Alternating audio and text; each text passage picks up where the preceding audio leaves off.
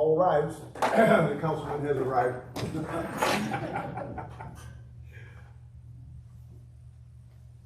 I pledge allegiance to the flag of the United States of America, and to the republic for which it stands, one nation, under God, indivisible, with liberty and justice for all.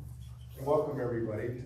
We'd like to start off by introducing ourselves. And since this is the first meeting of the year, really, we're going to also identify who are the voting members so that when we have a vote that we know who can do that. My name is George Topol. I'm Union Township trustee in Porter County, Indiana. Former chairman of NERC and chairman of this particular committee. And should we go left and right? Okay. Okay, Iman. Yeah, Iman Ibrahim, planning manager here at NERC. Jerry White with the Indiana Office of Community and Rural Affairs, I'm a non-voting member. Quinn Crowder, I'm also with the Office of Community and Rural Affairs. I'm David Phelps, I'm an interloper. I'm the town council president of Beverly Shores and secretary-elect of NERC, and I don't vote. My name is Lois Whitaker. I'm the president of the Black Chamber of Commerce of Northwest Indiana, and I do vote. My name is Kate McGill. I am the Community Development Coordinator for the City of Hobart. I work with Marcos in the Development Department. Joe Wazalik, now retired Chief Operating Officer for the Northwest Indiana Realtors, but been hired on to stay as a consultant for the association, representing the association still, and I'm a voting member. Andy Vasquez, president of the Porter County Council, and I'm a voting member. John Matheson, LaPorte County Surveyor. I'm a voting member. Michelle Murday, Caruso, Northwest Indiana Forum, Environmental and Public Policy Director. Henry Kane, Economic Development District Coordinator for NERC. Meredith Stowell, Director of Administration for NERC. Greg Folkowski, Economic Development Director of Crown Point. Doug Ross, Custodian. Tom Vanderwood, Director of Transportation for NERC. Okay, well, thank you very much for all attending. Before I want to remind those who weren't here that you're all, I believe you're all invited to the announcement. And Doug, where again is it? Marina Shores. Marina Shores, which is right up the road, right on Lake Michigan. And that's at noon. Hopefully we'll be out of here in plenty of time for you to get there. For those of you who can attend, Mayor Monta said that you would be welcome. If we could take a look at the minutes and get those approved. Everyone's had a chance to look at them. Are there any additions or corrections? We have one Scribner's adjustment that's been made as far as spelling. Other than that, does anyone else have any comments or? So shall we move to approve the minutes then? I move to approve the minutes. Here we have a motion to approve. Second. And we have a second. Okay, is there any further discussion on the minutes? Hearing none, all those in favor signify by saying aye. Aye. Any opposed? Hearing no opposition, the minutes are approved.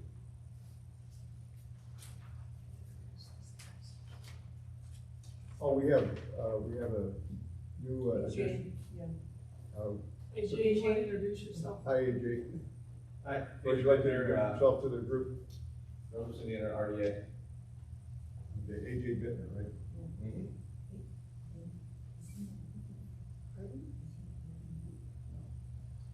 Okay, he's not voting member.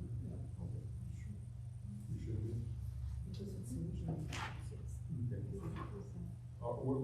We were just discussing whether AJ should be on, because he's a representative of the region, he should be on this committee. I think perhaps he should.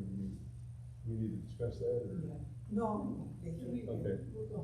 Okay, well, we'll be right along. The first item on the agenda is Oprah Site Certification Program with Jerry White and Quinn Crowder.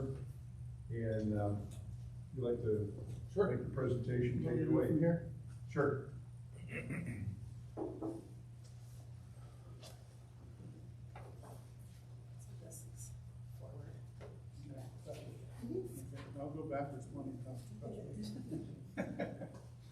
Okay. Again, my name is Jerry White. I'm with the Office of Community and Rural Affairs. I'm what is known as the Northwest Community Liaison. My region encompasses 19 counties. I go from Lake over to St. Joe down to Tippecanoe, Warren, and Clinton counties. Excuse me, I added Fountain County, so I've got quite a few counties that I deal with. Our agency is primarily known as the stewards of the Community Development Block Grant Fund program for non-entitlement county. And those entitlement communities receive their CDBG funds directly, Community Development Block Grant funds directly from HUD. Anybody that's a non-entitlement has to go through our agency. And so that's what we're primarily known for. But we also do some other types of activities in partnership with other agencies and organizations across the state. So that's introducing myself. I'm here to talk a little bit about the Site Certified program. The Site Certified program has been in existence for quite a while.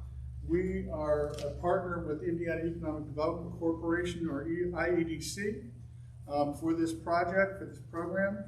And essentially, we handle getting the communities or the sites qualified, and then IEDC does the marketing for us after the fact.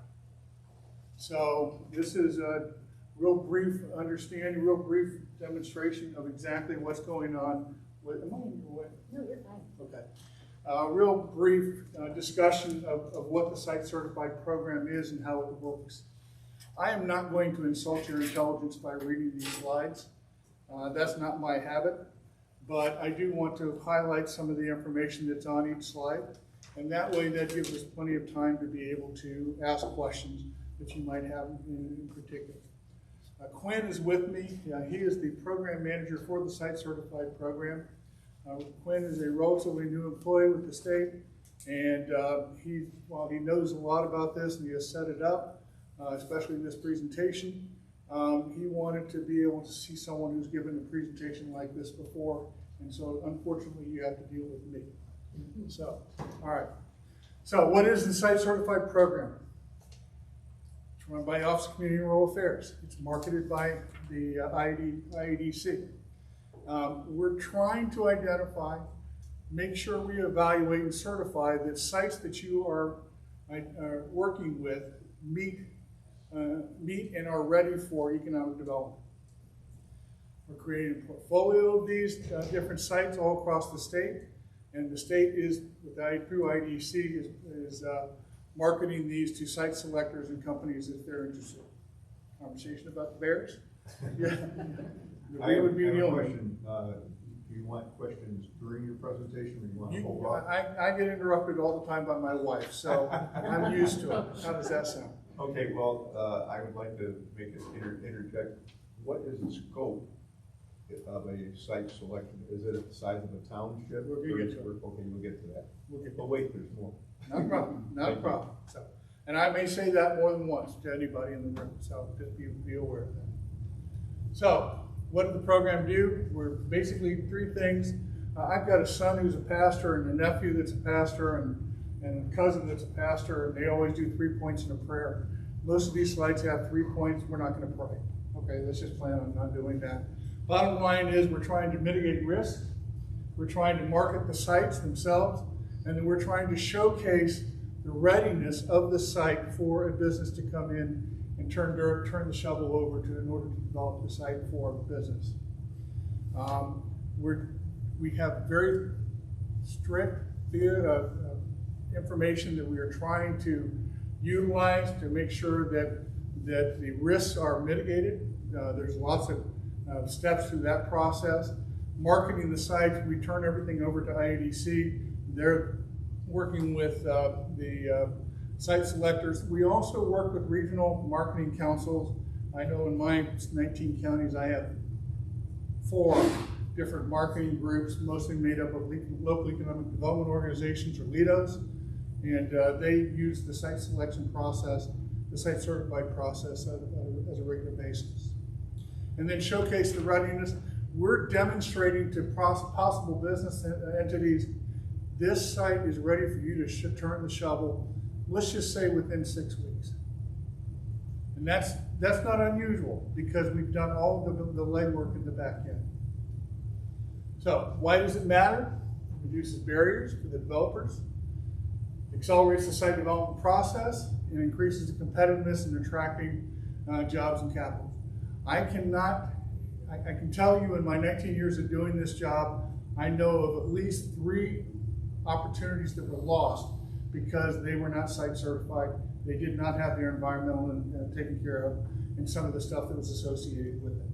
So it greases the skids in that process. And it's very important for you to be able to have this in place. So why certify? Basically, we're trying to attract more investment in your communities. They're already approved by Okra, already approved by the Indiana Economic Development Corporation to begin turning the shovel to start the construction. Permits have been identified. Still got to apply for those permits. Trust me, that's going to happen. But we're looking for companies that want to do quick development. They've already said we want to build in Indiana. We're just trying to find where in Indiana we want to build. It also indicates, it signals to these companies that the local community has done their homework. That we're not going to have any difficulty in getting that project through the whole process. It helps to reduce the risk for developers. The due diligence has been done on the back end. Any potential issues have been identified before a developer commits to the site. They have an opportunity for the local unit of government to address those deficiencies and those potential issues. And so the business is saving time and money because they're looking at your site as a safer bet for them to go ahead and develop. So you can gain a marketing advantage. I mentioned the three sites that I'm aware of that were not able to come to the Indiana because they were not certified already. They're featured in state marketing efforts, databases, increases their visibility. Certification acts as a quality seal. It ensures that your site is credible to these businesses. Again, the work has been done on the back end to make sure that you have an opportunity to go ahead and turn the shovel on the site as quickly as possible. Streamlines the development process. The companies know that when they're coming in and they want to develop on a particular site, they can say, oh, the studies have been done, the maps have been drawn, everything that we need in order to be able to start the process has already been taken care of, and it shortens that amount of time, the lead time that companies have in order to be able to start the building. I live in Tippecanoe County. I don't know if you're aware, Tippecanoe County is going through a process right now with a large chip manufacturer. It's a $2.6 billion project, okay? They did not have a site certified site, and there's been all sorts of trouble trying to get all of the activities done ahead of time in order to be able to get this, including some vocal opposition from local residents, okay? So we're not going to assuage all of those naysayers, especially the NIMBY people, the not in my backyard people. But we're going to be able to address a lot of those concerns ahead of time if we know what's going on. Fast track job creation. For this chip manufacturing plant, it's not going to be online for 2 years. But in that 2 years' time, they can go ahead and start job attraction and start infilling some of the different positions once they go online. So it's really helpful for that process, especially for larger projects. To demonstrate preparedness, again, you can show the developer, you can show the company, we've got this done, this done, this done, this done, because you've done all the work ahead of time.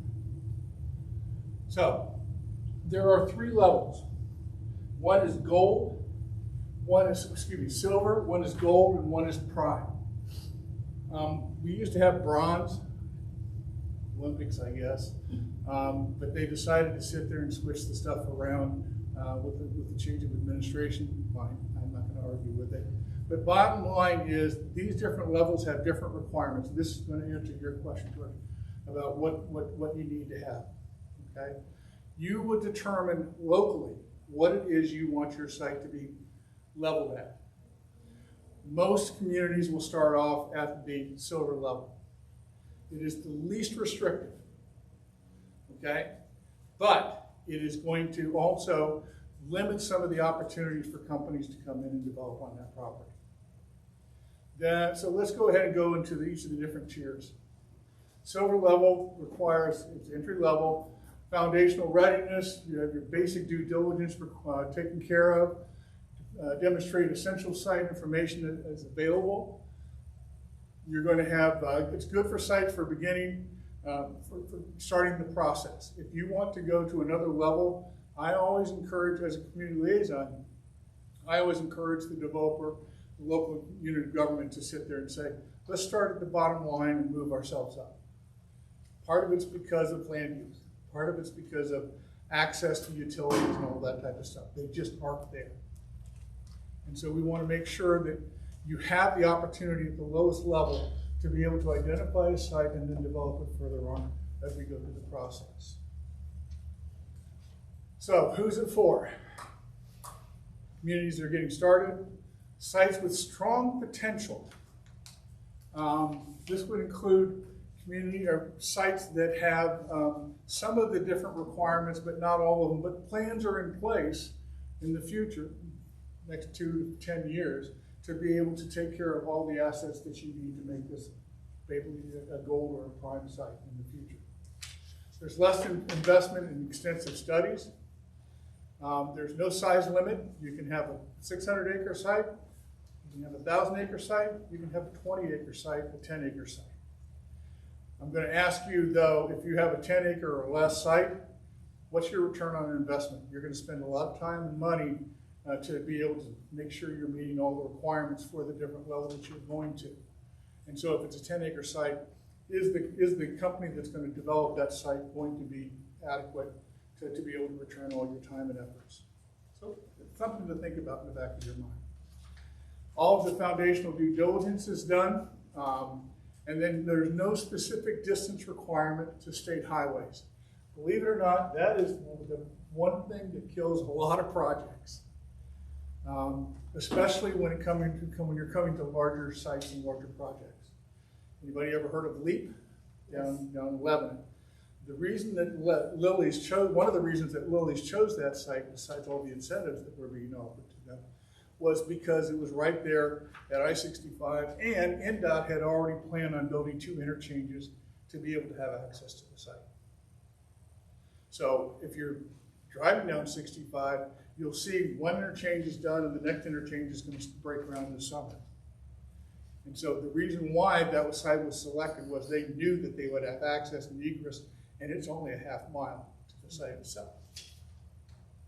All right? So what would you have to provide in order to be able to get the silver level designation? Basic maps. You'll have to have an aerial map.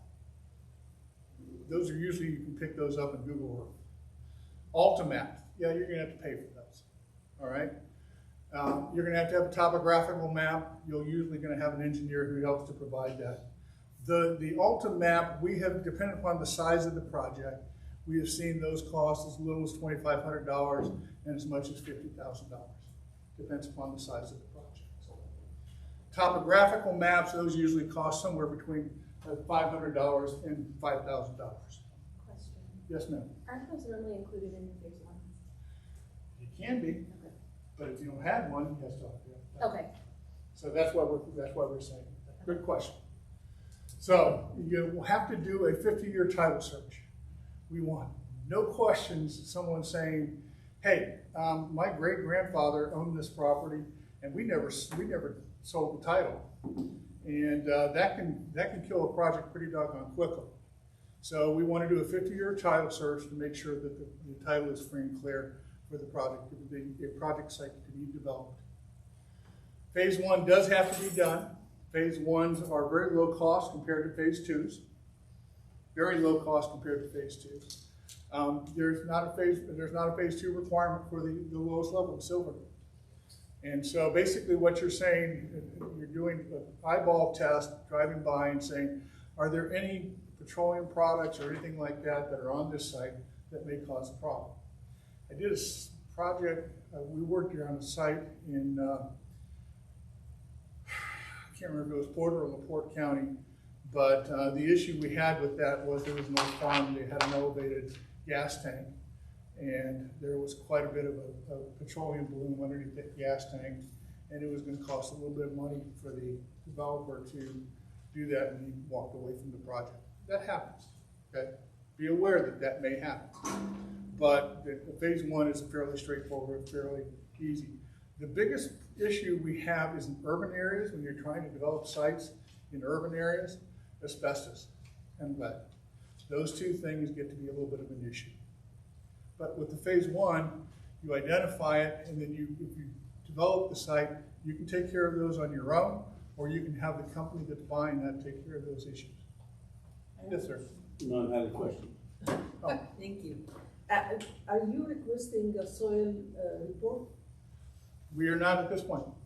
Oh, okay. Not at silver? I'm sorry. Not in the silver or gold or prime? In any of these I'm ones? just talking about right now silver. Oh, silver, okay. Yeah, just talking about silver, okay? We also want to look at utility capacity. It used to be that the biggest hang-up was broadband access, but that in the last 5 years has become less and less of an issue.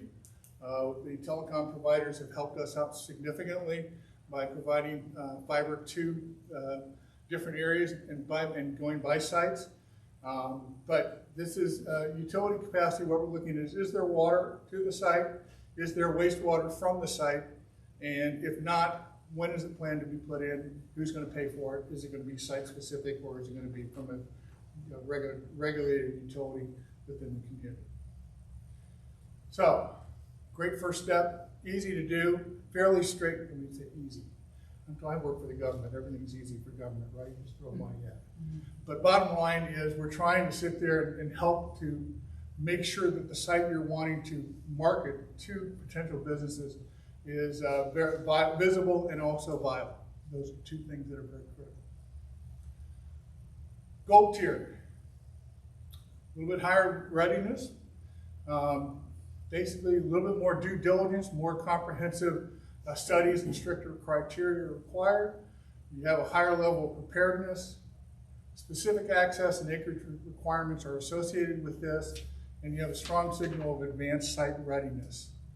I will say that probably in the time that I've been doing this, most started off at the lowest level, the silver level, and they moved to within the gold level within 3 to 5 years, because they started to see where we're at, where the companies are looking for.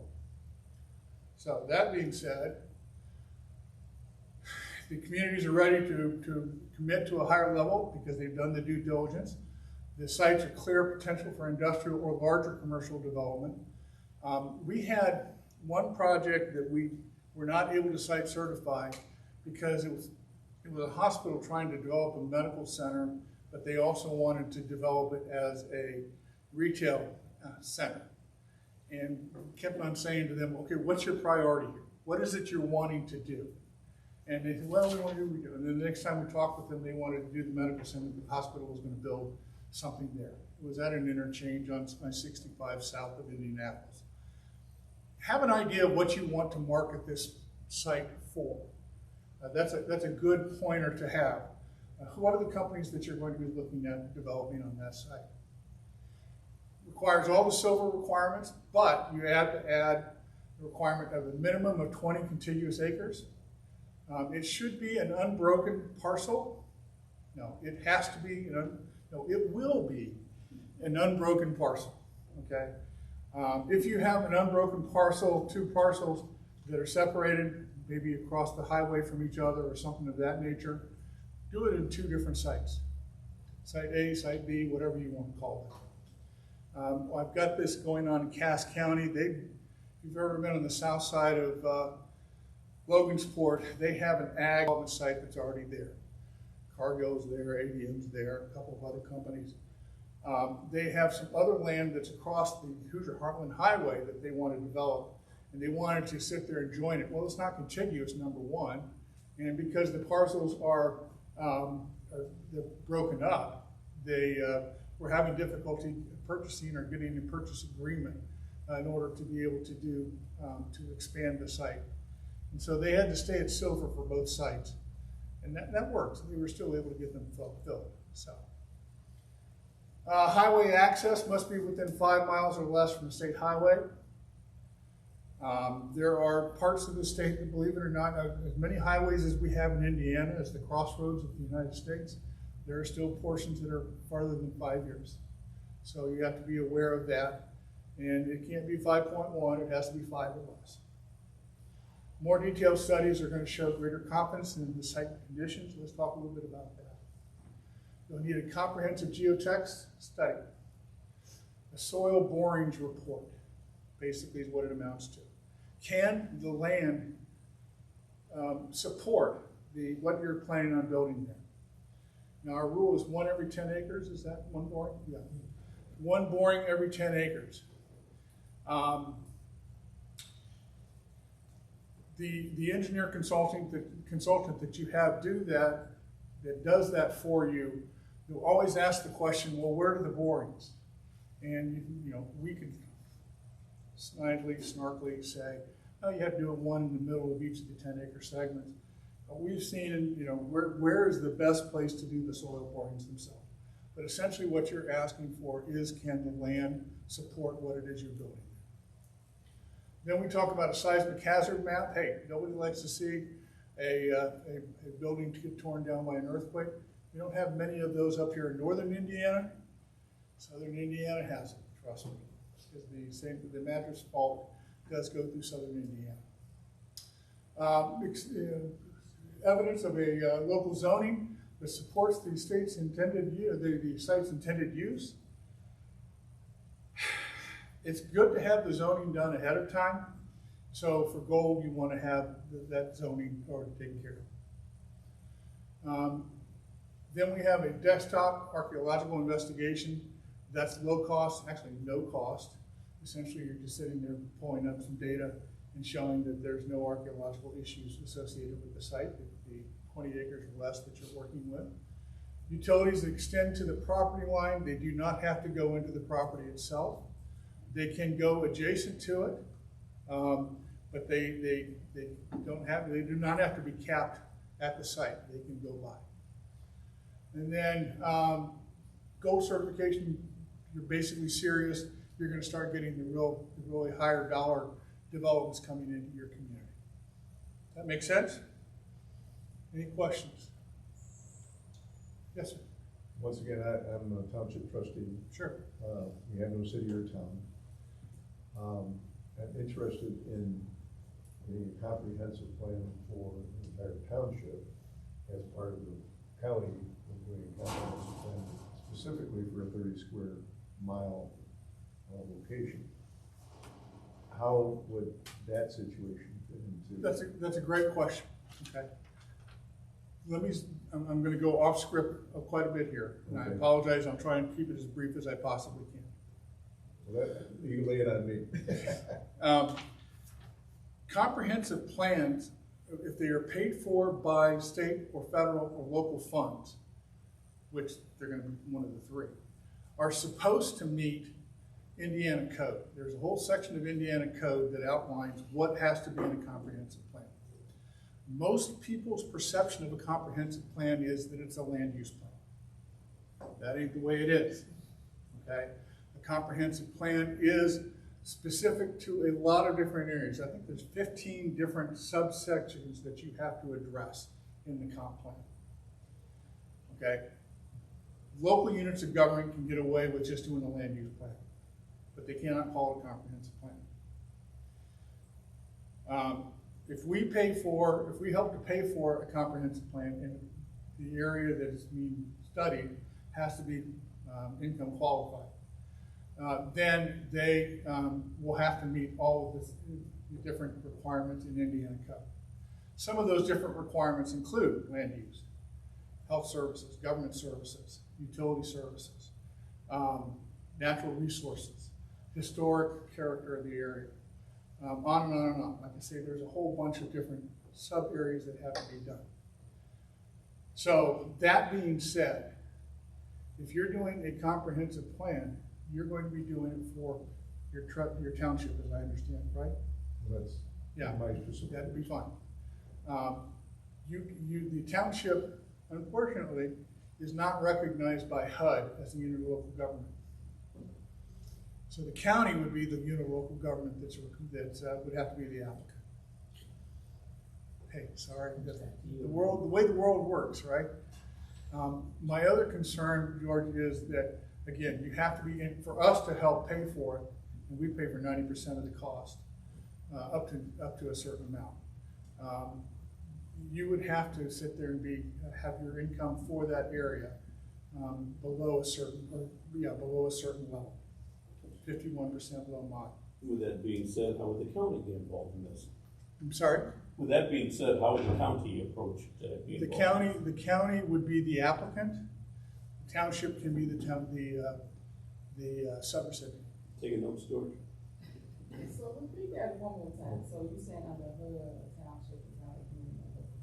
According to HUD, You know, so for some things we are, for some things we're not. But Yeah. most times we're kind of Yeah. in limbo. but for HUD, they don't consider townships as a unilocal government, which has always been an issue here in Indiana. Always. I mean, ever since the HUD was created and CDBG program were created back in the 70s. So we had to draw the line somewhere. Yes, ma'am. So Jerry, in this specific example of Porter County, the county would have to qualify as low mod? The project area would have to qualify. Okay, the project area for this, The township would have to qualify. the as low mod. township would have to qualify as low mod. And the applicant would be the county. Now, the question always comes up, well, what if we don't qualify and we're not 51%, but we're at 48.6? Can we appeal? No, but the township or the county, probably the township, can pay for an income survey. That's randomly selected individuals, and they would determine whether or not the population of that geographic area is considered low mod. Yes, ma'am. Anybody else have other questions on this? Because if not, I kind of have a side question. Okay, if you're doing a phase 1 and a wreck is identified, can you be certified? Like, do you guys highlight, like, hey, there's a dry cleaner next door, you might have to do paper? Okay, and then if a phase 1's only good for up to a year, and say that thing sits for 5 years, do you repay Every year you have to do a phase 1. But with the paint, like, would you match the 90? We don't, there is no finances associated from Okra for this. This is where you have a strong partnership typically with the utility, and in particular, electric utilities. Okay. I jokingly, somewhat half-heartedly, somewhat seriously say, utilities can print money, okay? They pay for a lot of community and economic development types of activities, probably a lot of community and economic development activities, because they know that they're going to be able to get the return on investment at a later time. Okay. Does that make sense? Totally. Okay. So, hope I didn't offend anybody by that, but it is what it is. So, positions you as a serious candidate for making this site available to different companies. Certification is the most rigorous. It's strict acreage access and often local public entity ownership control requirements. So let's just break those down individually.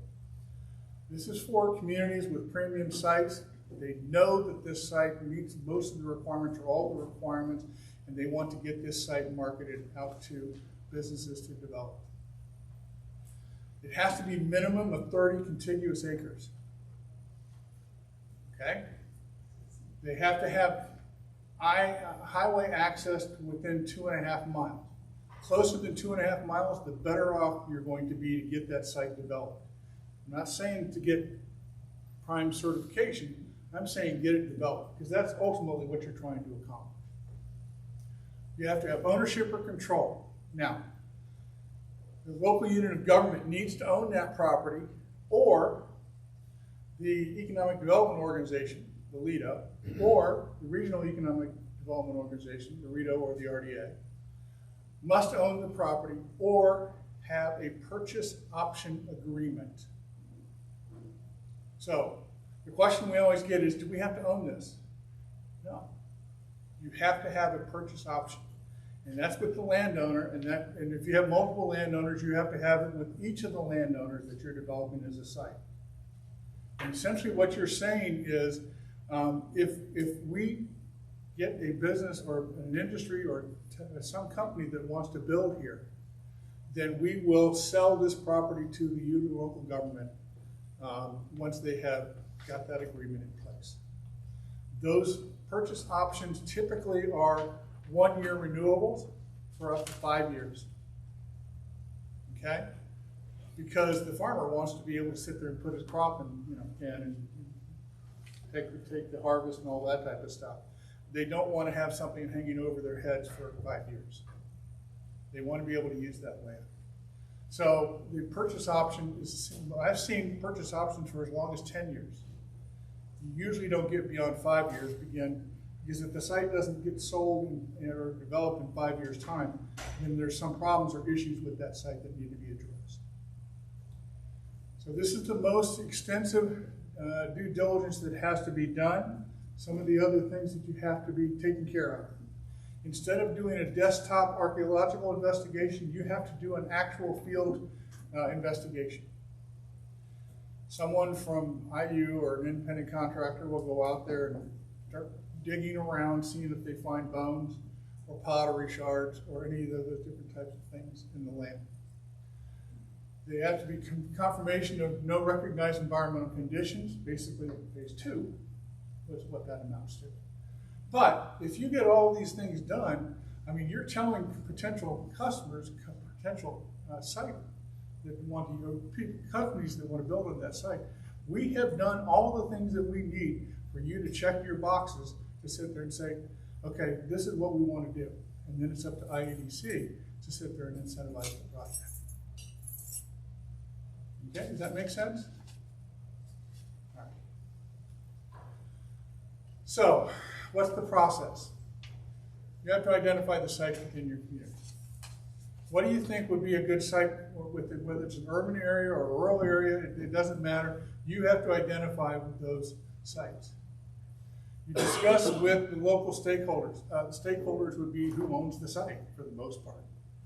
Okay? But you also need to get buy-in from the local unit of government as to what it is that you're wanting to do. This would include economic development. This would be planning, the comprehensive plan types of activities, land use plans. Make sure that you can do what you build on that site according to the local restrictions that are there. And then you determine which of the tiers, whether it be silver, gold, or prime, is going to be most appropriate for that particular site. We have, I think when we have these, we have for anybody who's interested, an 8-page checklist of all the things that you can look through for your potential sites. And this document is also available online. You can see it there, and I believe, Denver, you're providing this to everybody. Yes, the presentation. Yeah, so you'll be able to sit there and click on that link and be able to get all these different requirements. It gives you a checklist and gives you a glossary of all the different things that you will need in order to get silver, gold, or prime. Engage your community liaison. Everybody in this room should be able to now knows who I am. Do not hesitate to give me a call. If you do not have a business card, I was giving out business cards to most of you as you walked in. I'll be more than happy to give you a business card. But essentially, you give me a call and you say, we've got a site and we want to have further conversations, and we'll go through the process.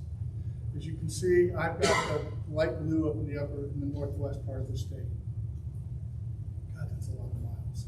I was just thinking that. Yeah, and you do it long enough and you just become second nature. The next one is begin the process of documentation and developing the studies. So essentially what we're going to have is you're going to have to get your maps, your letters, your commissioning required studies, environmental, geotechnical, whatever your choice of your tier is. And then make sure that all of the documents meet dating requirements. Some of them have 1 year, some of them have 2 years, some of them have 5-year document requirements. Very few of them have 5-year requirements, okay? be planning on you're gonna have to update these on an annual basis. That's okay. Most of the time, you're just checking to make sure that things are current. Nothing's really changed on that site. Okay? Then you're going to submit your complete application package to the Office of Community and Rural Affairs through the grants management system. Yeah, grants management system. It's all uploads now. Okay? Essentially, the hardest thing about this process is some of these maps are very, very large. And so you have to scan those and be able to get them to a size where we can expand them to be able to sit there and say, oh, there's a little wetlands right there.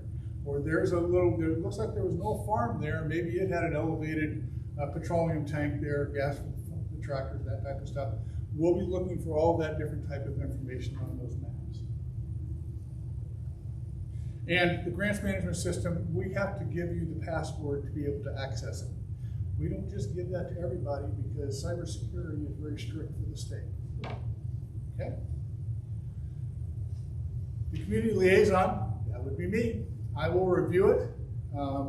I will provide feedback on any items that I deem may be missing, and you'll sit there and say, hey, Tommy, it was this document, you know, whatever the title of the document was. This is not what you're asking for, and I'll say we'll negotiate that out. All right? And then you will address the feedback and resubmit as necessary. And then once that's done, the community liaison review is done, the program manager, that would be Quinn. Quinn conducts a final assessment just to make sure that I know what the heck I'm talking about. And if all the criteria are met, the site's going to receive official Indiana site certification designation for the level we chose. At that particular point in time, you'll be able to market the site on the economic development websites as well as develop promotional materials as the gold certified or prime certified or whatever it happens to be. I will, as a caveat, and this probably needs to be added, if you want to have a ceremony, elected officials, and some of you are elected officials, they love ceremonies, okay? And so if you want to do a ceremony, you can contact the Lieutenant Governor and he may be able to show up for that. We've done it before, ribbon cuttings. The site's been certified. Previous administrations, I'm not sure about this one. I'm not sure if we've had anybody yet. Have we had anybody? No, not this round. Yeah. So, I mean, but that we can help you with that marketing from our perspective. Okra has said this site is certified at whatever level it happens to be.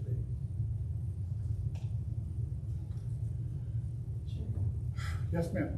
Well, you're talking about marketing of the site. I guess a question would be, are there some very specific things beyond just indicating on a promotional map that it's site certified that the state intends to do it? And I'll tell you the reason behind that question. Back when this program started under IEDC and it was shovel ready, we were promised enhanced marketing and promotion. Yep. It never really happened. Yep. And so it kind of left a bad taste in the mouth of those that went through that rigorous process to get shovel-ready sites. Yes, ma'am. I still think the program itself is very valid because there are many site selectors nationwide that will only deal with that state's site certified sites. Right. Okay, so I think there's value if you want to capture the attention of the site selection community. However, I think from a pitch to the Lidos as to why they should spend time and money going through this, it needs to be a lot more specific about, well, what do we get out of it? And that's a conversation you'll have to have with IEDC. I mean, honestly, we are just saying to IEDC, they have met all the requirements that we have for the particular level. Okay, well, that's where things fell apart last time. Yeah. So IEDC is in charge of the promotion, not Okra? Right. Okay, that's good to know. So that's one of Okra and its partners. Right. Okay. We do not have the ability nor the connections in order to be able to market to site selectors, to site selecting conferences and conventions or whatever they're called, depending upon where you're at in the nation. IEDC does that, and they also will send LEDOs that are representing these sites to these different conferences to sit there and be able to sell, market the site, as this is an opportunity. The only other thing that I remember did occur every once in a while, and it happened less frequently than I kind of thought it should, when the state would send out a statewide lead and restrict it, only shovel-ready site, sites will be entertained, so those are the only ones we're gonna accept. Right. But that didn't happen very often. It maybe happened twice in like 10 years. I will say again, I don't work for IEDC, nor do I want to, but the ball is in their court in terms of how they market it and who they market it to and what it is, the process that they're going through for marketing. But one of the things that has been an issue with this is these maps and these different studies, they cost money. Yes, they do. And that's why we say you really do need to partner up with a utility or some other type of entity or organization that can provide those grant funds, those funds. Our funds that we provide are restricted based upon income levels. Right. And we can do some economic development types of activities, but we're really stretching the limits of what Congress wrote in the regulations for us to be able to sit there and pay for some of the studies that are required. All right, we'll try to take it, Sure. this marketing question mark up at maybe the Lido meeting or with IEDC present. When do you have your Lido meetings? We just had one, so. Yeah, every month. Yeah. You have one every month? Yeah. Most of the time, when I mentioned the 3 or 4 marketing groups that I'm part of, the Lidos themselves meet on a monthly basis, but they have quarterly meeting or bi-monthly meetings with some of the different agency state partners to be able to come in here and say what it is that we have available. So if you want me to be at some of those meetings, I'll be more than happy if it fits into my calendar. I've got 19 counties. So, keep that in the back of your mind, but I'm more than happy to come up here and be a part of that process. Can I ask one more question on like the You marketing can ask piece? 5 questions. Well, I've got one for now, maybe Okay. 2. When you had mentioned permits identified earlier, do you guys work with the Indiana Department of Environmental Management? This is gonna be specific to up here, but when you're marketing like the non-attainment areas for your permits, is that something that is? You will have to, Quinn, correct me if I'm wrong, you will have to have an air permit identified, but I don't know if you have to have the air permit in place. I believe that's correct. Yeah, so that being the case, I don't know if that answers your question. Yes, we work with IDEM, and IDEM also does a back-end check on what it is we approve.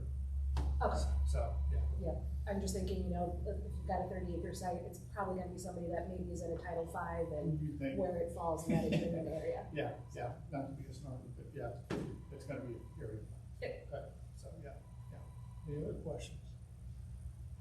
How many sites are you certified in your area? In my 19 counties, well, I assumed 4 counties with the transition of this current administration. So I don't know all the details. I have had 6 sites. Now, whether IDEM, as Dennery alluding to, dropped the ball in marketing them or not, I don't have any control over. That's IDEM. So then, do you know like the success rate of filling these sites? Oh, yeah. Yeah, I can tell you that 3 of the 6 are full. And I think, Dennery, you and I had a conversation about a site that you were looking at doing site certified, but you only had 1 parcel within the site or something like that that was available. Yes. Yeah. Right, Yeah. we had gotten a shovel-ready designation for Northland Crossing. Yeah. And then when the program transitioned to site certified, most of the development had been filled up, and so we questioned whether it would really be worth the ongoing maintenance cost, because that was being paid for by the developer. Right. And they felt that it really wasn't worth it. Right. Yeah. And that's there are other local, sites that that's a will. local decision. Right. So, we'll have honest conversations. Dennery and I have had many conversations. We're very honest with each other, about different types of projects that we're working with. We'll be more than happy to have those conversations. Does that help? Greg, we'll try to make sure when we have that conversation with IEDC at the Lido meetings, because I think that's of most interest to the Lidos, is how does this give us a competitive edge? How are we gonna get the eyeballs of site selectors fastest? Well, and the thing up here that you have to be aware of from an environmental perspective, when you do the phase one, you may identify some things that are gonna sit there and kill the site certified process. The bigger issue, believe it or not, is wetlands delineation. There's a lot of wetlands up here, just because of the nature of what you have up here. That can be a difficulty. And of course, if a wetlands is identified, you either have to move it or you have to sit there and protect it. And move it sounds like a major job, and it is. So, you know, we have that typically up here, in my experience, has been a bigger issue than environmental issues. Yes, sir. One question, I think AJ, you're saying, the RDA just created a land development entity. Land bank for short, I guess the best way to call it. Not a land bank. Not a land bank. Not a land bank, I know land banks in Indiana have negative connotations, so we'll just call it a land development entity. Do you find this to be a useful tool for the land development entity? Well, it could be, but primarily the areas that the LDE is going to be focused on are kind of non-eligible for this program. So it's like, short answer is yes. The longer answer is, you know, there's some incongruency the other with the areas that it's targeting, because primarily they're in entitlement communities or within an entitlement county, which is Lake County. Not to really go deep into the weeds about the jurisdictional boundaries of what's eligible, what's ineligible. You know, either through OCA, through IHCA, things of that nature. So it's something where, I'll put it this way, everything involved with this program is very useful from a marketing standpoint and also from a due diligence standpoint, because the purpose of the LDE is to accomplish a lot of these activities, just by nature of its existence. And it's identified, it's kind of blending both land assemblage as well as land clearance to kind of lower those barriers to development. Because some of these things, for example, the 50 years of clear title, we all know, some of the issues that relate around tax sale properties, land speculation, things of that nature. So having a warranty deed and having 50 years of clear title certainly makes a big difference when you're trying to do these large catalytic projects. So it's kind of both public and private. It's really there to bridge the gap. So in some instances, there may be an opportunity to do so, say in North Porter County, whereas in Northern Lake County, less so because of just kind of the kind of cross jurisdictional aspects.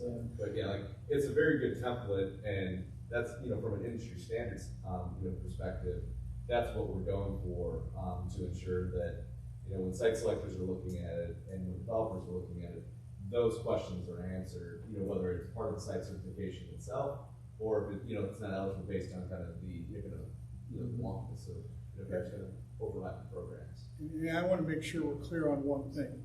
Entitlement, non-entitlement status for CDBG does nothing to do with site certified.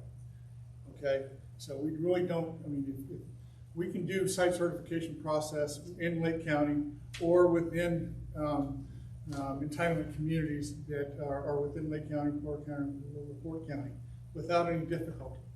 So that's not a concern or an issue. But if the site is not certifiable, then that's an issue, and that's what we're more concerned about. So like with the prime, we're going to find 30 acres of contiguous land in North Lake County. It doesn't really exist anywhere.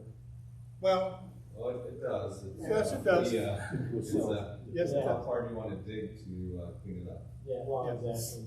Yeah, I mean, and if you have multiple owners, let's say you have 30 acres and you've got 25 owners, getting 25 purchase options is sometimes more trouble than it's worth. Especially when you get to the last couple. Yeah. When you get to the last couple, they okay. Yeah. Mine's more valuable now. But that's a great question. I mean, that's a great question for you to ask. So let me go to the next, make sure I'm getting close to the end of the slides here. Powerful testament, business environment, use certified status in your own local marketing and outreach efforts. You'd be surprised how many local companies want to expand, and they just don't have the connections in order to be able to identify those sites. I have seen in at least one of the cases that I dealt with, all of a sudden, a local business owner said, "You mean I can build a 500,000 square foot distribution center on this site? Yeah. They didn't know how to get started with the process. And that, it was site certified, so that made it a lot easier for them to do so. Additional certification, similar process, initial application. So if you're at the gold or silver level and you want to move up to gold, you see what the requirements are. You just have to sit there and be able to meet the requirements to the next level. So, contact the Office of Community and Rural Affairs. I can give you my card if I haven't done so already. Please feel free to get in touch with me. And then review the checklist.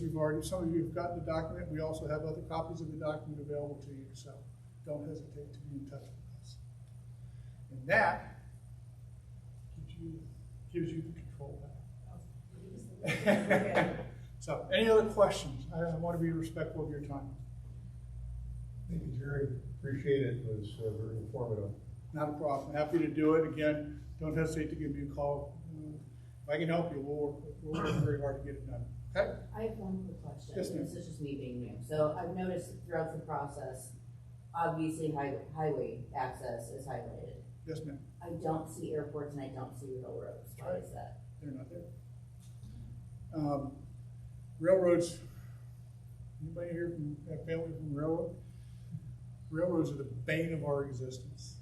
I had a job creation project in a county in my region. It was going to create 80 jobs. It was going to be an ethanol plant, and the locally owned railroad did not want to run a spur into the plant. It killed 80 jobs. That makes sense. But Yeah. this is why I ask these questions. Yeah. Thank you. Yeah, it's not a requirement. I had another project where we actually had conversations with the county about moving the county line in order to be able to. How do you think Lake County got created? 60, 80 years ago, it was the county line was moved. They split it up into Jasper, Newton, and Lake County. But that used to all be one big, huge, giant county. The reason we were doing that was that they wanted to capture into EDA funds to run a railroad spur into a plant. And unfortunately, the plant was in another county. And in order for that to work, they needed to be able to tap into the EDA funds. They had to sit there in that county. Oh, no, I mean, I would never see it as being part of the certification process, but just to see it as a mention of it. Right, yeah. Bottom line is, we're going to try and find solutions. The county line never got moved. Let me start off with that. The issue was they had a town that straddled the county line, and it spurred conversations between the two counties for who was paying for what and how much. And that was a good decision, a good process that we went through. They still didn't get the rail spur put in, but that's okay. No, the only reason I asked, I've seen it on certain site selection sites versus others. Yeah. We do not require it. Okay, well, thank you. If there are any more questions, if we could hold them until afterwards, because there's a couple of things that are going on today, including the announcement up on the lake by Portage, and also we have a couple of other items on the agenda. So if you'd be able to stick around and answer any questions afterwards. So you kicked me out. Okay. All right. Thank you very much. Okay, the next item is the SEDS update, CEDS, Dennery Kane. Yes, I'll make this brief. We're still in the queue for the review of our SEDS by EDA. They've been backlogged. The government shutdown from months ago didn't help the situation, but they're aware that they owe us their review, so we're waiting to hear that. I'll also tell you that some of the initiatives that we're starting is the examination of the NAICS codes to try to identify the businesses related to the quantum sector. So we've been having some informal kind of internal meetings. Annie from PCRD has been joining us on those calls because her organization has been working with EDA on kind of the reclassification of certain industrial sectors. So I've been scheduling meetings with LEDOs to meet one-on-one to talk to them about what businesses in their community might meet certain supply chain needs of the quantum sector or other needs. So we're kind of in the baby steps of that, and it's probably gonna take a lot of outreach and digging, but we're trying to do that, and ultimately we hope to be able to gather those companies in some type of meeting or session to better acquaint them with the opportunities that we think might be coming down the pike. I'd like to defer the rest of my comments and ask if AJ Bittner could address you. As you'll recall, one of the goals and objectives in the SEDS is to continue to work on the mitigation and remediation of brownfield sites, and he can share with you some recent grant submissions that Kathy Luther and Selena Green provided input on to the RDA. So I'll relinquish my few minutes to AJ. Thank you, Dennery. And welcome, AJ. Good morning. Thanks, Dennery. I'll be brief as well. Last week, we in partnership with NERC, Town of Pines, and the Town of Porter submitted a coalition brownfields cleanup grant for 2026 cycle in the sum of $1.499 million as a request. Primarily, the activities in that will be both phase 1 and phase 2 environmental analysis, as well as cleanup planning studies for the various kind of sites, focusing on the transportation development districts in Lake and Porter County, sites within the Town of Pines, sites within the towns of Porter, and also some industrial cleanup opportunities in the city of Lake Station. So like I said, we just submitted that last week. We anticipate hearing, well, grant cycles, typically you see them mid to late summer. When we hear back, we anticipate hopefully by the end of 2026 hearing one way or the other, but it's another opportunity to kind of pool regions' resources and work collaboratively to kind of move further within the SEDS, NERC's planning documents, local planning comprehensive plans, as well as RDA's strategic plan, which outlines some of these things as kind of barriers to development. So we're kind of keeping going and lowering those barriers and finding ways to get these properties back into tax productive use. Happy to answer any questions. All right. Thank you. Thank you, AJ. Dennery? That's all we have. Okay. And next item on the agenda is Metropolitan Transportation Plan Update by Tom Vanderwood, Transportation Director at NERC. Thank Take it you. away, Tom. This is the third committee that I've delivered this presentation to, so I apologize if you've seen it once before.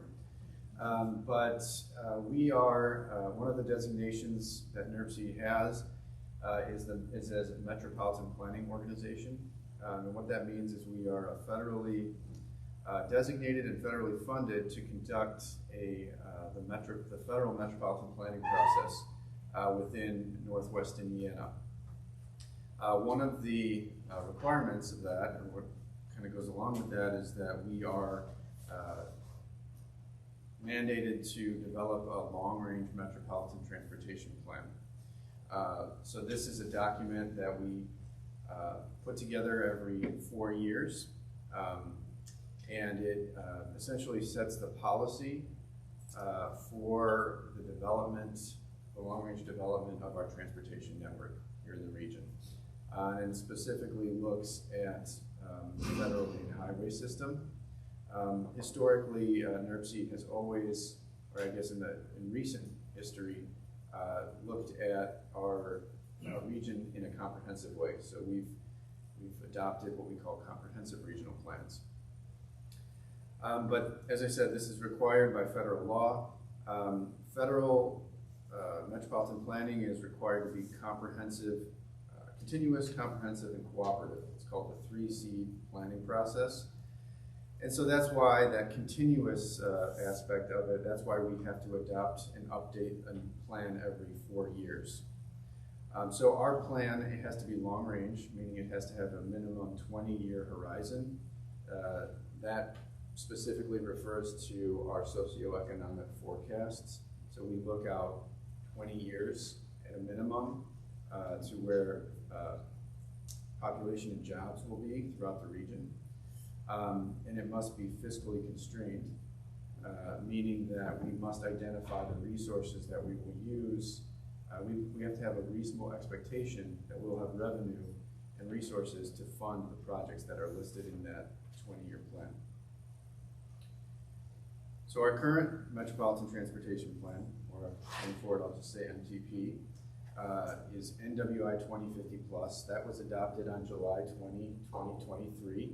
So we are approaching the 4-year update requirement, which would be technically it would not be till April 17, 2028, because that is the air quality conformity finding is the actual benchmark date that the federal government uses to determine when a plan is adopted and when it has to be updated. But we are aiming or intending to update our plan by the 4-year anniversary of our adoption here at the Commission, which would be July of 2027. The 2050 Plus was a very extensive plan. The development of that plan included significant amount of outreach to stakeholders and to the public. It also was very data intensive, so there was a lot of work that was done through multiple consultant contracts to develop the recommendations and the data foundation for the segments of the plan, the chapters of the plan, which were listed here: active transportation, housing and land use, freight, climate and environment, and transit. That plan also kind of brought forward the vision of the NWI 2050 plan, which was the previous long-range plan, and has actually carried and refined a vision that was developed back in 2012, I believe it was, with the adoption of our 2040 Comprehensive Regional Plan. So that's sort of the background on where we are now. As I said, we have to update that plan, that MTP. And so an update means, in its very strictest meaning, essentially looking at the socioeconomic forecasts, updating all of the data that underlies the plan with respect to population, economic development data, land use, housing, transportation, of course. So all that data has to be updated, and then there has to be a public process where it's reviewed in public through consultation with stakeholders and the general public, and then submitted to our commission for adoption. In addition to that, there must be an air quality conformity determination to ensure that our projects that are listed in the plan will not result in any exceedance of our air quality pollutant emissions budgets.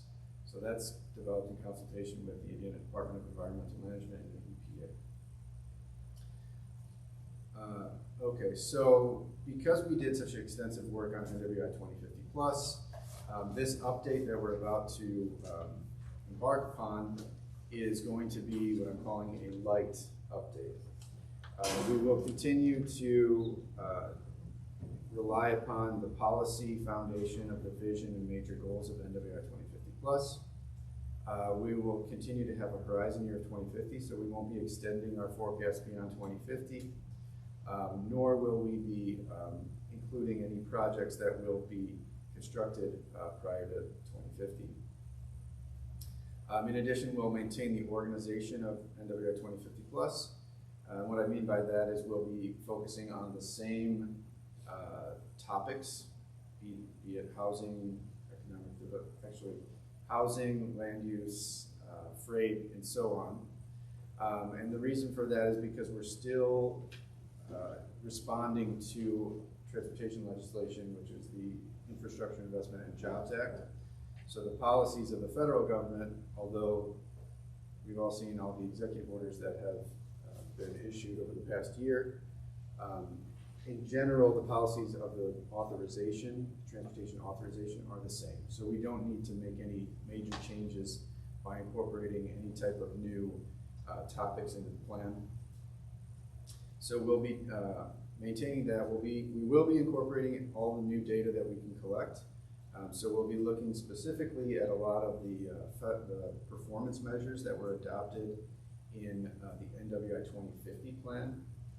So we'll be using those performance measures as our starting point, and then really doing some work evaluating, have we met the goals of that plan through sort of extending the performance measures into the current day.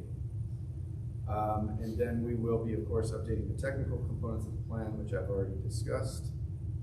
And the key work that will be done through stakeholders and sort of the new work, in addition to the data portion of it, will be to focus on some specific implementation actions for NERC as an organization.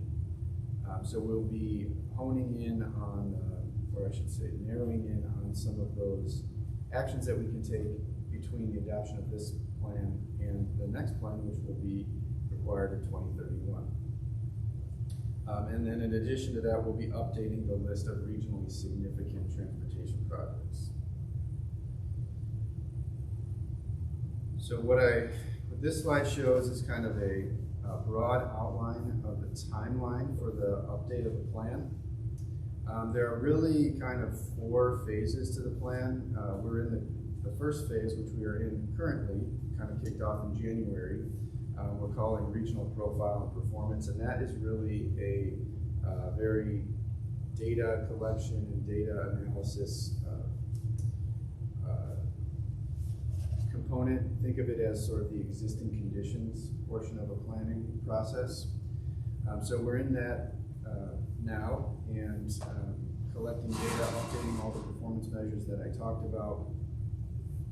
And that'll be wrapped up by the end of the first quarter, approximately. The next phase we call assessment and analysis.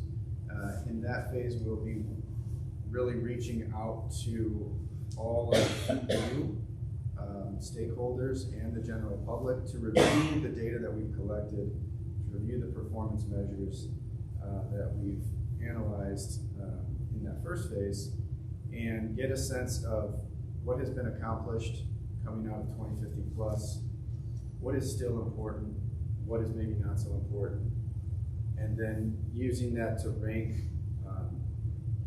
and provide sort of the direction for an action plan of implementation areas that we can focus on. Then the next 3 quarters will be focused on some of the technical aspects of the plan, including the socioeconomic forecast of the financial plan, and we'll also be finalizing the implementation tables that will be used for the final plan. Meanwhile, during this process, there's also kind of a parallel process happening where we'll be looking at developing a long-range project list, as well as a list of projects that will be incorporated into the Transportation Improvement Program.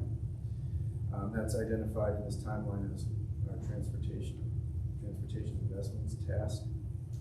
And then finally, between March and June of 2027, we'll be developing the final document and reviewing that with our commission, with our committees, and releasing that for public comment, public review and public comment, with the intent to adopt the plan right around June or July of 2027.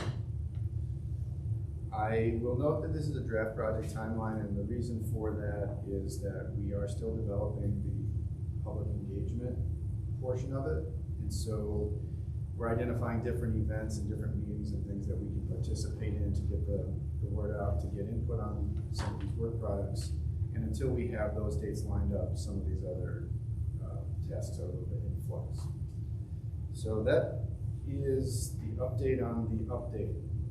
Someone have some questions? I would just add one thing, that like, it's gonna be done in-house. Like, well, I'm not hiring a consultant, yeah, so. That's a good point, yeah. Like I said, in 2050 plus, we retain the services of, I think, 3 or 4 consultants. We will be doing this entire project in-house with staff resources. So we'll all be very busy over the next year and a half working on this plan, but like I said, we'll be working and doing outreach with all of the people represented here. We'll be looking at your individual plans for your counties or regional plans like the RDA strategic plan, and we'll be using all that information to really, like I said, identify what's been accomplished, what needs to be accomplished, and where NERC as an organization can really come in and implement some of these strategies. Again, the focus will be primarily on what NERC can do as an organization, understanding what other partners are doing already, and that'll be included in the plan, but the focus is on how can NERC as an organization work to advance the region in our specific roles. Yeah, are there any questions? Hearing none, thank you so much, appreciate it. Thank you. The next item for informational presentation is Eman Ibrahim, Planning Manager regarding land use and housing update and corridor permitted. Hey, what do you mean?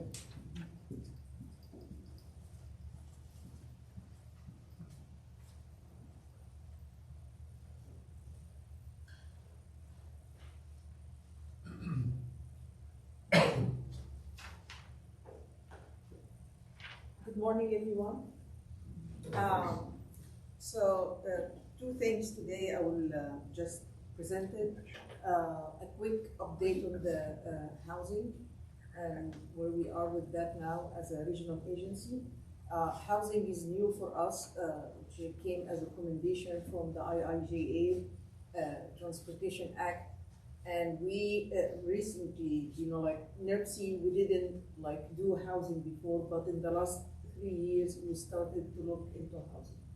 So we just do some analysis and from the regional perspective, and also we do some analysis and provide data on the local level.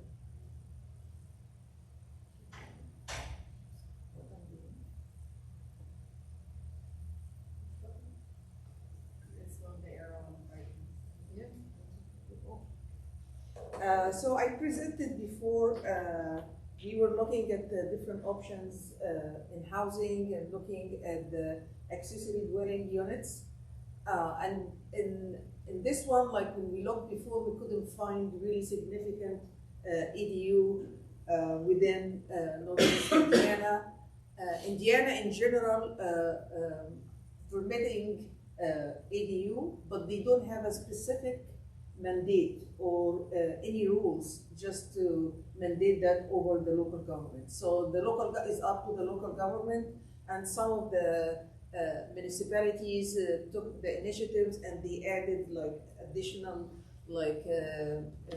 requirement for that, and they modified their zones to add accessory dwelling units.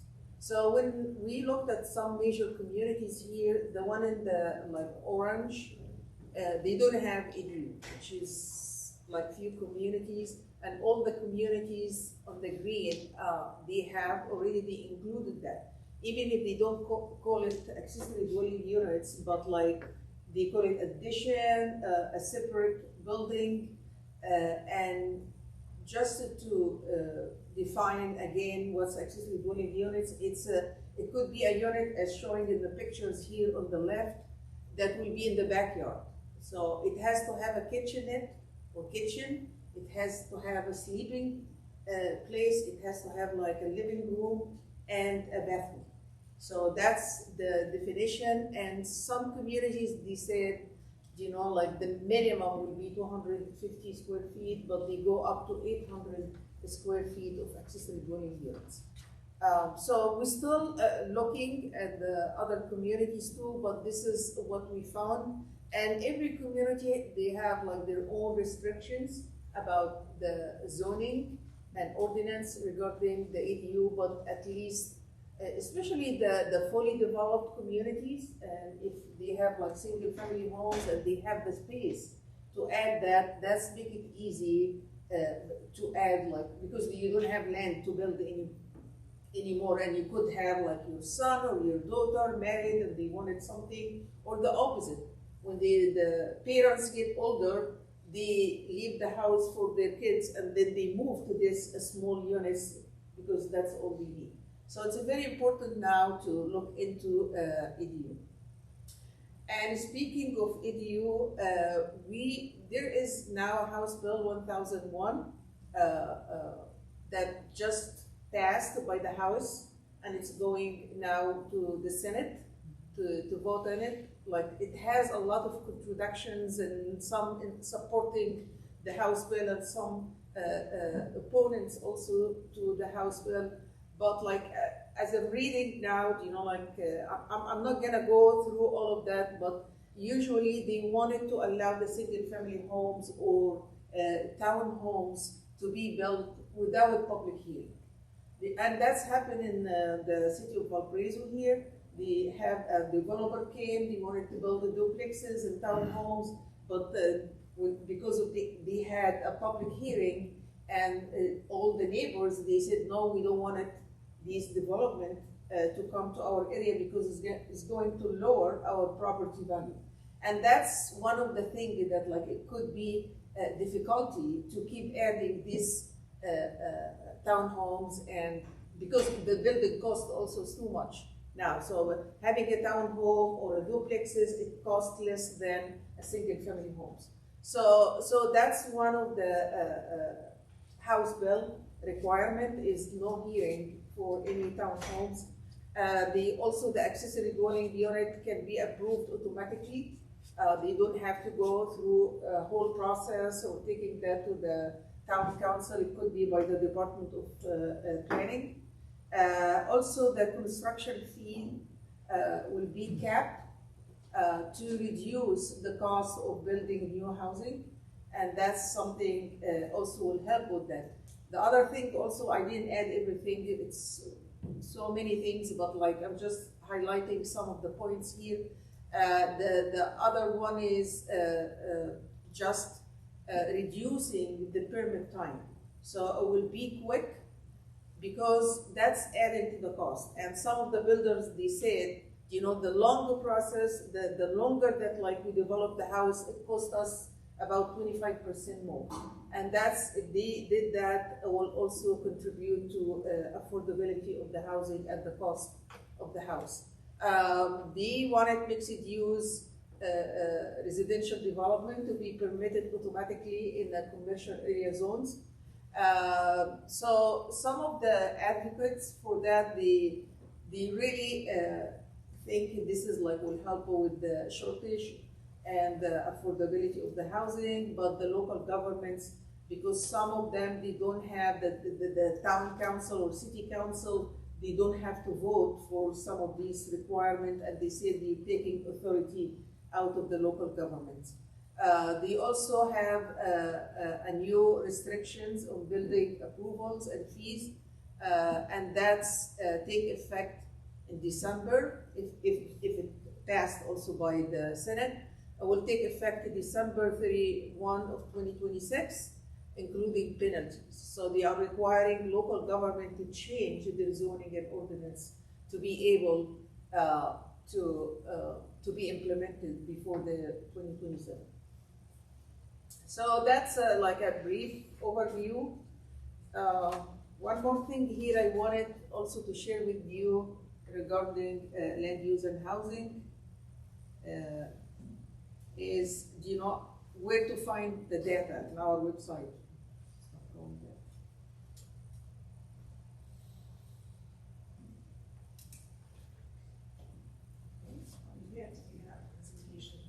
Oh, no, okay, before, yeah. So this is like where to find the data, the Economy in Place Committee or the Land Use and Housing data. And that's, you go to the main menu here, you go to, oh, why? Because we have to take it out of presentation. Oh, okay, okay, I'm sorry.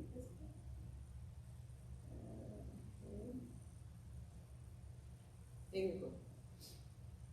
So here you go to the menu, and you go under economy and place. So if you wanted all the information about the committee here and all the presentations by NIPSI that we presented, it's listed here. So you can go there and you have everything about the committee, the rules, the minutes, and the presentation. So that's one thing. Going back again, if you wanted to go to land use and housing, under economy and place, you go to land use and housing, and you have also all the information here. So we have the whole Northwest Indiana 2050 plus land use and housing report. We also have a system, the summary report listed here. So you go under that. You go have all the information on some of the mapping, and here is the land use and housing summary report. And also one of the things which I presented, I think to you in July, the snapshot, the community-based snapshot that we developed here. And we did it about for 28 or 29 communities, showing like, I can show you, for example, like any one, like pick a community. You can pick a community. Which one you want to see? We're in Portage. Pick Portage. Portage. Okay. So when you go to Portage here, you will find the information. So we have the median income here. So we can, if you want to look into housing, but here on the left side, showing all the housing affordability analysis for City of Portage. And when we talk about affordability, that's income-based affordability. So we're talking from $25,000 a year income for household up to $300,000 a year. So that's whatever, their income, what they can afford. And here showing, if you have a shortage, like in a certain category. I explained that before in a previous meeting, but like I don't want to go and take time from the presentation. But if you want to look, I'm sharing that now with the communities, but if you want to look into the housing data and what's the demand for each category, are we building housing, between 200 and 300? Are we still also building between like 400 and 600? And what about the people that like making 50,000 or whatever, what we need? So, and that's the red curve here showing if it's lacking or if we have plenty of these housing. So, and then on the right, we have a regional recommendations for the whole region where, what kind of development you need. And this is clipped to your community. So it's to give you a guide of, from the regional perspective, what should maybe consider that when you update your land use plan or a comprehensive plan. So this is just an overview of where to find the data here at NIPS. So with that, and going back again to the presentation.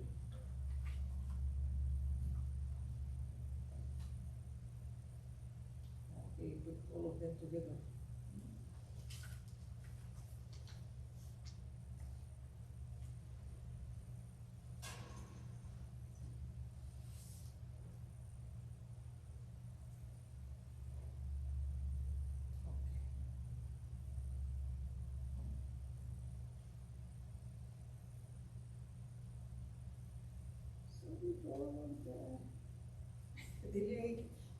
Okay, so now you know where to find any data that you need regarding economic development or land use and housing. Any questions before I move to the next one? Andy? No, this isn't pertaining to cities. Now, that bill passes. I live in unincorporated Morgan Township, a farmer out there, okay? What's to prevent them from dropping a 50-home subdivision out there?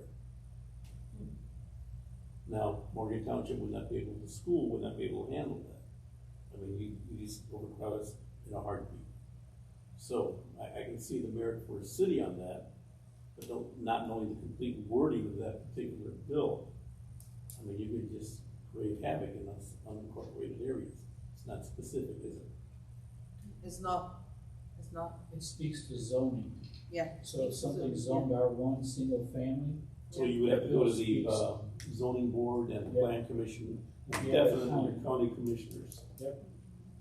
And if it passed, you know, like it has to be modified before end of this year.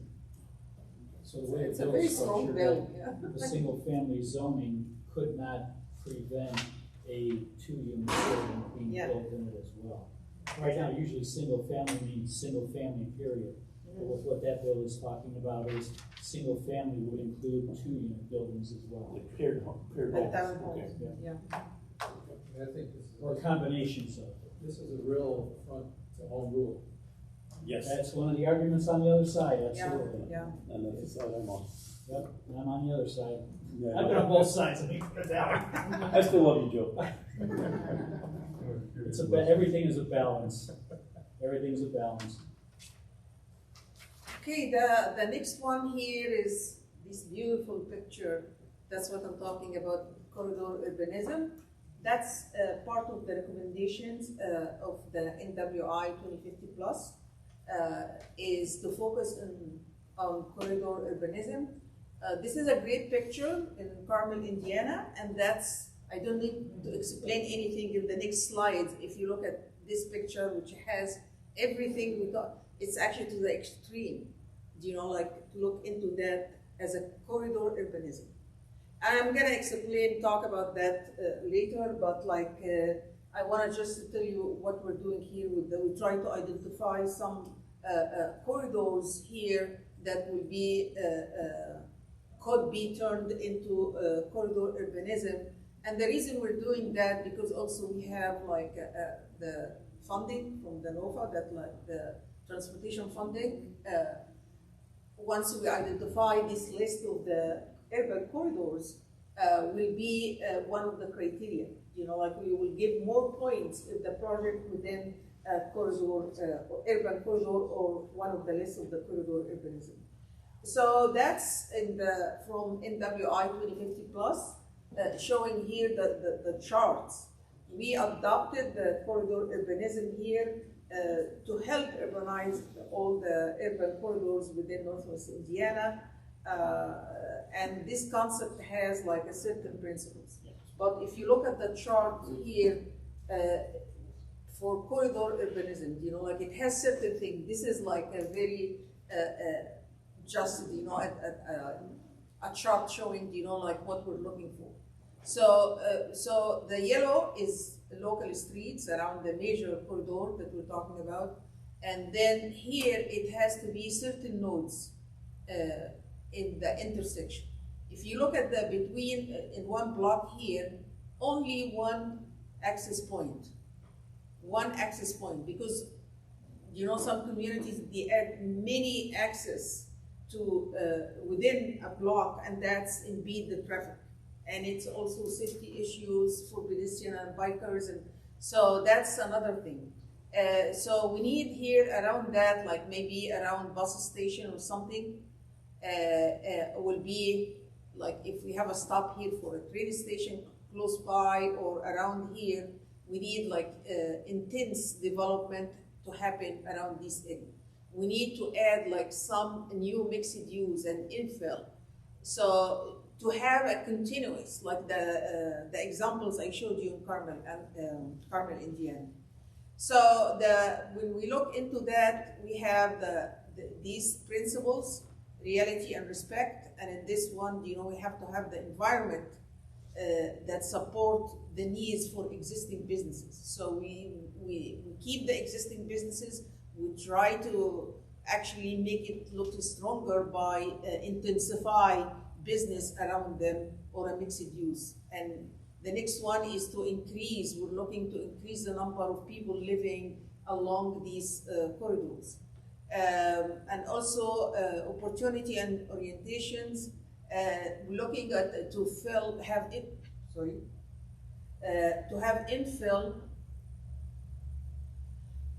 for all the vacant area, and also reduce the huge surface parking lots. We can take some of these surface parking lots and also the unused, the paved area, unnecessary. So all of that, you know, should be, we take advantage of that and do infill. Transportation function and choice, and that's, of course, we have to make it more functional if we have problems, because we have to accommodate pedestrian and bikers. So how we do that and make sure it's safe for all modes of transportation. Quality urban environment, so we have like quality that make people feel happy within this corridor. Of course, with the intense activity like the seating area, trees, lighting, all of this that make it a higher quality. So that's the urban corridor, that like the principles of corridor urbanism. I'm going to talk about the Monon Boulevard here, but what's the characteristics here? So it has to be like a linear spatial form, which is here. You can see it has to be linear. It's not like a curvilinear road. It has to be linear. Transportation-oriented development, which has buses and has other, or close to a train station. Mixed-use development, so we have residential, we have businesses, we have restaurant, we have here, this is the plaza, which is, you don't have to have the whole corridor has that, but like you come to a certain segments and make it like a very intensive use nodes, like so they have here the sitting area, they have like a spray, small park for kids. So they have different activities happening. And then we have the Monon Trail that is very famous here in Indiana, that they have a specific area for the bikers. They make it only 2 lanes for transportation, so it's very limited in the transportation. And also we have mix it and like some sort of close to clinics and some other stuff here. So that's urban design challenges. They already made that economic efficiency and clustering. This is a clustering. Of course, you know, like it's a multiple area. Here it's in only Carmel, Indiana, but like I'm gonna show you different examples that it's more than municipalities within urban corridor. So the Monon Boulevard was completed in 2019. And received 5 awards, and they worked only in 6 blocks, about 7.4 acres. So it was originally 12 foot wide, and what happened? They turned it to 140 feet wide, multimodal boulevards and with bike.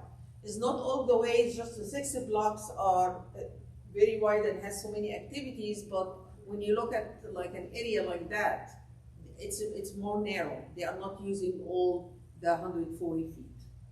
And of course it's a very slow speed vehicle lanes, 3-line sidewalk, and all of the good stuff that you see in the picture. So we looked here in Indiana, and one of the road that we picked, we tried to look at the criteria and try to see, you know, what roads could be really turned to urban corridor or corridor urbanism. And in this one here, we have like 3 stations now from the Monon corridor now with all of the new station, and then City of Hammond is adding the downtown one, which is, I'm showing the location here. That's what was proposed in the downtown plan by JIPSPEC, and then how to make improvement. But this is the location of the station. They are working on that now. Is that right, EJ? Are they still working? What's that? The downtown station in Hammond? Yes. Okay. And still, to my knowledge, as of this moment, still planning on proceeding with the downtown station. Okay. The additional one outside of the gateway station. Yeah. Okay, thank you. So again, when we apply the characteristics of the corridor urbanism, like we have, the first one here is linear spatial form. Yeah. the Homan Avenue is about 7 miles. We're not looking to turn all the 7 miles to urban corridors. But we have 4 train stations, and we have also buses coming from GPTC to the downtown area in Hammond. So we have some nodes. That's what we need to turn these nodes, around these nodes, like take few blocks and turn it to urban corridor.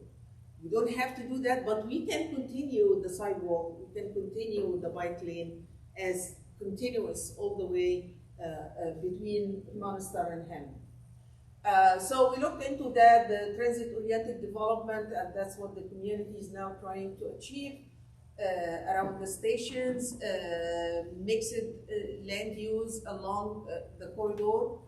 The downtown, they have a lot of transformation happening in Hammond. They're really doing good work there, and they try to convert some older building to residential or other uses. I know that Christie, I think the real estate company, it's a luxury real estate company, is coming now to turn a building into like for renting, and they redevelop that in Homan Avenue. They also look at the nodal concentration. I talked about that. So we look at the node here for every around transit station, and that's what they will have intensity. The ribbon development, that like it has to be continuous, like along the corridor. We don't have like a 1 block or 2 blocks showing very low high buildings, or they don't have enough development, or a vacant building. So we have to make sure around these nodes to have a continuity of development. Also the scale and incremental growth here, that's also extend beyond the cities, and we already applying that. It's between Hammond and Monastir. I talked about clustering and the urban design challenges. Anything in yellow, that they still need to work on that. Anything in black check mark means that they already doing some work. On the governance and planning complexity, so how has Hammond addressed that? Do they have a specific overlay for this urban corridor? No. This is like, that's our analysis here. We try to see, they could do something later on, but we try to just get like what's the best urban corridor.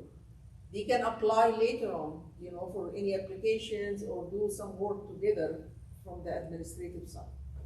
Okay. So they've not taken steps yet to implement the planning and governance yet. No. They need to coordinate the planning and infrastructure together, and that's something they could have some sort of agreement, but not yet. We're not there yet.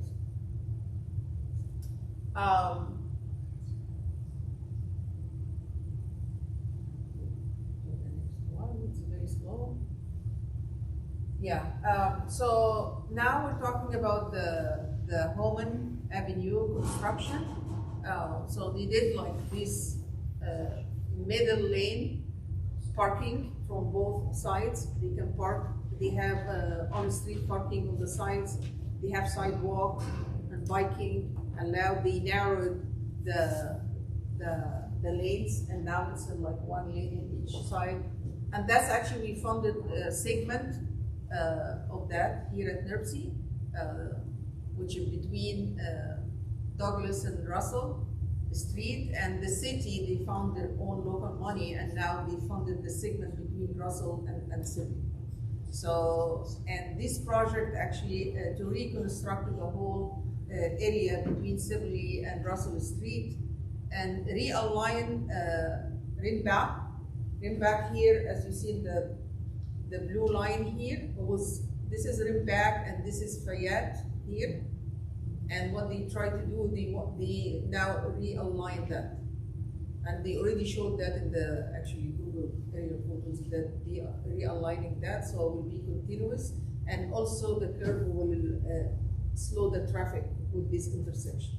So that's what Hammond is doing. That was proposed by Jeff Beck in their downtown plan, and they tried to come up with this plaza, impact plaza, and they have, like here, they start already construction and doing some work here. These photos we got from Dean Button and American Structure Point. They took this picture using drone, which is, they have actually a lot of good pictures that helped us understand what's happening, and it's already implementing that. If you want to see more pictures here, that's what they did already, and they are continuing to do that. The only thing I will just mention that like maybe they need to repaint all of this building to make it more revived. That's, I think, will be a facade program or something that they could do it to improve this area. But Hammond is doing a very good job. And we also have like other corridors candidate. One of them is the Broadway, and they already, the Gary Housing Authority did a study for transit-oriented development, as they wanted to have the GPTC, they wanted to have a BRT or bus rapid transit, and they already developed some, they give them some like vision and some rendering here showing, you know, like how to turn a Broadway to a very interesting urban corridor. And they also have all of this number of stations, as you see here, that's along Broadway, and it's between Gary, Maryville, and Crown Point. So it's 3 jurisdictions within these corridors. There is also Kennedy Avenue in Hammond. So we're gonna identify this list.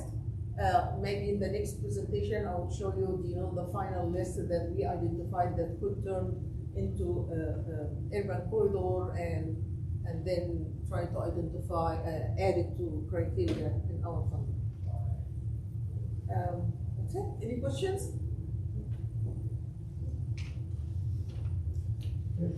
Okay. Thank you, Elaine. Yeah, Appreciate that. Thank you. We do have one additional item that I added, I requested to be added, and Tom Bender would make a presentation on something that has been approved by the National Association of Regional Commissioners. And our own Justin Keel is the current president of that. So we'd like to give Justin his congratulations on being commissioner of the National Association. And if you have to go to the meeting up the road, feel free. But anyway, take it away, Tom. Thank you. I'll be brief, and I'll be honest. This just came across our collective desk in the past few days, so I heard about it. We're still learning a little bit about it, but we are preparing a resolution of support for a piece of legislation called the BASICS Act, which is an acronym that stands for Bridges and Safety Infrastructure for Community Success. This is a piece of legislation that was introduced by Representative Kristen McDonald-Rivet from Michigan. She's a Democrat, and Robert Bresnahan, a Republican from Pennsylvania. So it's a bipartisan piece of legislation. It's been supported by a group called the LOT Coalition, which is the Local Officials in Transportation. That's a group that's made up of a number of professional organizations representing various local and regional governments. And so the broad outline of the BASICS Act is it is a sort of an amendment to the existing apportionment section of the IIJA, Infrastructure Investment and Jobs Act, and it makes a number of key changes to the IIJA.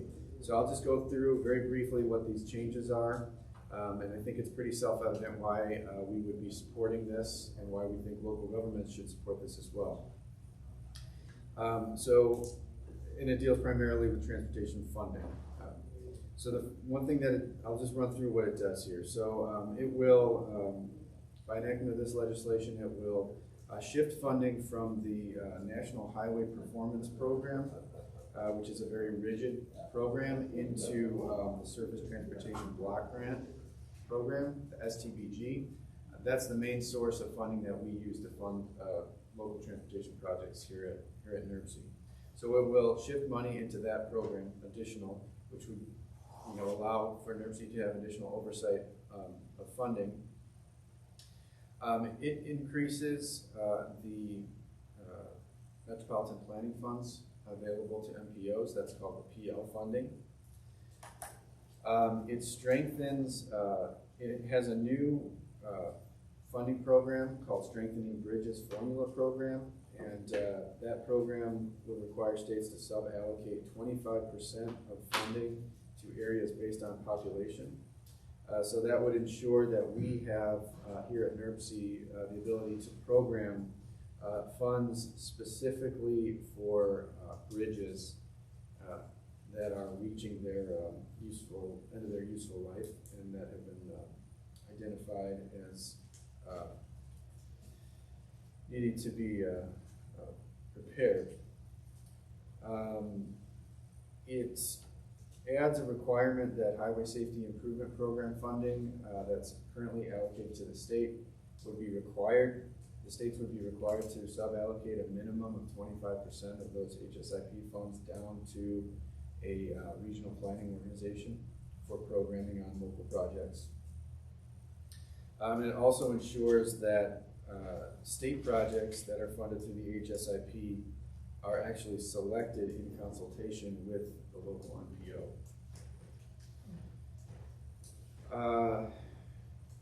Let's see, the other sort of major component to this that's relevant to us here, as I said, it increases the amount of PL funding available to MPOs.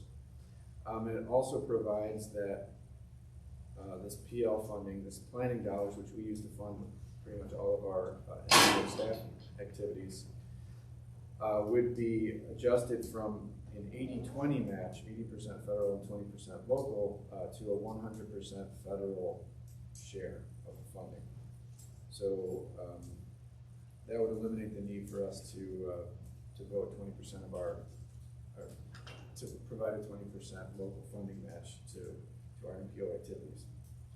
And then finally, it has a section that directs the Secretary of Transportation to establish a voluntary pathway for MPOs to become direct recipients of planning funds. And what that means is currently when we receive our planning funds, which we call PL funds, we do that on contract with the Indiana Department of Transportation. This would allow us to, if it was determined to be beneficial for us, to contract directly with the U.S. Department of Transportation for our PL funds, rather than have an additional step of working with INDOT to obtain that funding. So it could potentially streamline the process for us in getting our UPWP approved and things like that. So that's the summary of the legislation. As I said, we're preparing a resolution of support which will be presented to our commission next week. Thank you very much, Tom. I think that piece of legislation is very interesting, and I hope that we learn more about it and support it from what I understand about it. So, thank you. Oh, thank you very much. Well, it's been a very interesting day. I know we've had a jam-packed event, and we had a couple of other items that we'll have next month because of some things that are going on here. So thank you very much for your patience. We've been here a couple of hours, and I really appreciate everybody being able to stay as long as you have. Next Economy in Place meeting is scheduled for Wednesday, April 8th, 2026 at 10 a.m. right here, same time, same location. So thank you very much, and if there's no objection, the meeting